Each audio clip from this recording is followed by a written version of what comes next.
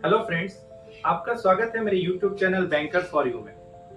Friends, आज की इस वीडियो में हम लेटर ऑफ क्रेडिट के असेसमेंट के बारे में जानेंगे।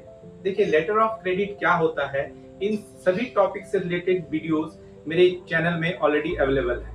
आज की इस वीडियो में स्पेशली एलसी की लिमिट किस तरह से डिसाइड करते हैं, यानी एलसी का असेसमेंट किस तरह से किया जाता है, उसके बारे में जानेंगे। तो चलिए एक एग्जाम्पल के थ्रू हम इसको समझते हैं। देखिए, मान लीजिए कि किसी फर्म का annual purchase of raw material 48 lakh का है, यानी एक फर्म पूरे साल भर में 48 lakh rupees raw material purchase करती है।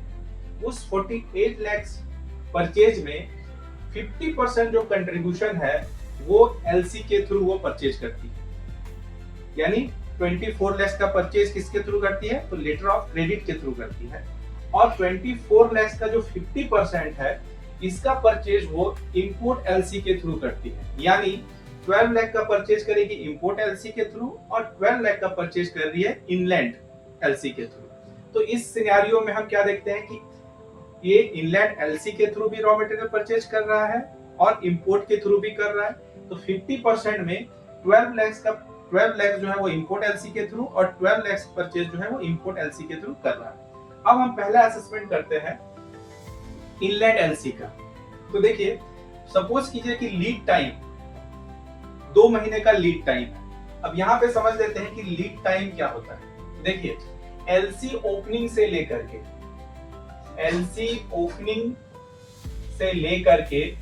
गुड्स के रिसीव्ड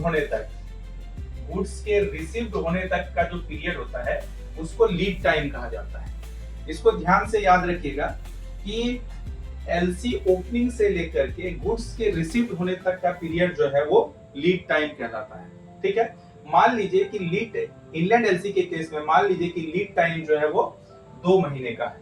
ठीक है, अब हम निकालते हैं कि monthly purchase of indigenous raw material. तो यहाँ पे जैसे कि हमने कहा है कि टोटल रॉ मटेरियल का परचेज एलसी के थ्रू करता है 12 लाख। आउट ऑफ 12 लाख का परचेज इंपोर्ट एलसी है, तो बचा 12 लाख। तो 12 लाख का परचेज क्या कर रहा है, वो इंडिजिनियस कर रहा है। तो इंडिजिनियस कर रहा है 12 लाख, तो एक महीने में कितना करेगा, मतलब पूरे साल भर में वो 12 लाख का कर रहा है, तो एक महीने में वो कितना करेगा, 1 लाख का परचेज वो कर रहा है। तो हम इनलैंड एलसी कितने उसकी रिक्वायरमेंट रहेगी, तो monthly purchase into lead time. Very simple, monthly purchase into lead time. तो मंथली परचेज वो कितना कर रहा है, 1 लाख का। ईयरली परचेज है 12 लाख का, मंथली परचेज है 1 लाख का, और लीड टाइम यहाँ पे कितना है, 2 महीने का लीड टाइम है। तो 1 into 2, ये 2 लाख रुपए का उसका 2 लाख रुपए का हमारे पास क्या है, इनलैंड एलसी की रिक्वायरमेंट कितनी आई, 2 लाख रुपए।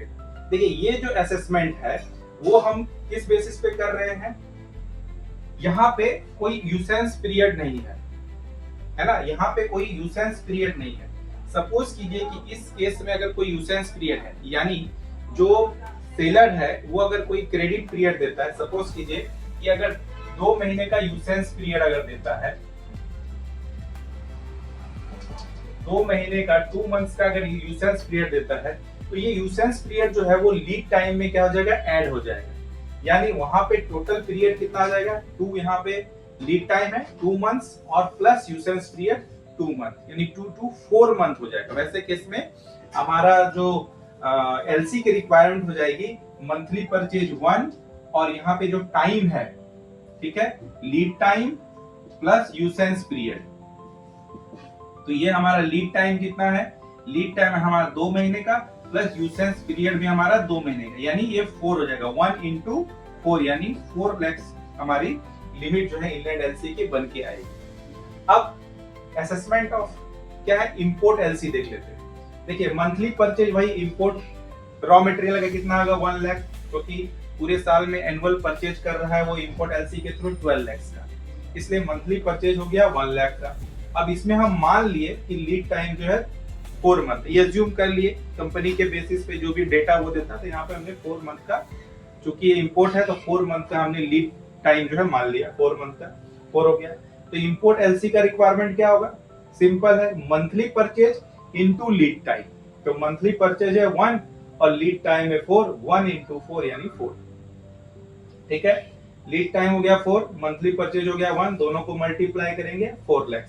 यानी हमारा जो इंपोर्ट एलसी की जो लिमिट बनेगी वो कितनी बनेगी, 4 बनेगी। यानी हमारा इनलैंड में कितना आया, 2 लाख, और इंपोर्ट में कितना आया, 4 लाख। तो टोटल इस फर्म का टोटल एलसी का जो रिक्वायरमेंट वो कितना है, 2 + 4 6। ठीक है, अब यहाँ हमें समझ में आ गया। यहाँ पे एक चीज समझना, हमने लिखा है सिर्फ क्या, लीड टाइम। जैसा कि मैंने बताया, अगर यहाँ पे डीपी बेसिस पे है, यानी डिलीवरी और पेमेंट, जो एलसी है उसमें कोई क्रेडिट पीरियड नहीं है। लेकिन अगर यहाँ पे ये डीए बेसिस पे रहता, यानी कोई यूसेंस पीरियड यहाँ पे रहता, जो सेलर है वो अगर कोई क्रेडिट पीरियड देता तो वो यूसेंस पीरियड जो है इसमें ऐड हो जाएगा। यानी यहाँ पे एक और आ जाएगा, लीड टाइम प्लस यूसेंस पीरियड। तो हम यूसेंस पीरियड को क्या करेंगे, टोटल जो टाइम है उसमें हम ऐड कर देंगे। तो मंथली परचेज इनटू हमारा लीड टाइम प्लस यूसेंस पीरियड, इससे हम मल्टीप्लाई करेंगे तो हमारा एलसी का जो लिमिट है वो हमारा निकल करके सामने आ जाएगा। तो होपफुली आपको ये शॉर्ट वीडियो पसंद आया होगा और आप एलसी असेसमेंट के बारे में समझ गए होंगे। अगर आपको ये वीडियो पसंद आया तो इसको लाइक कर दें। Thank you.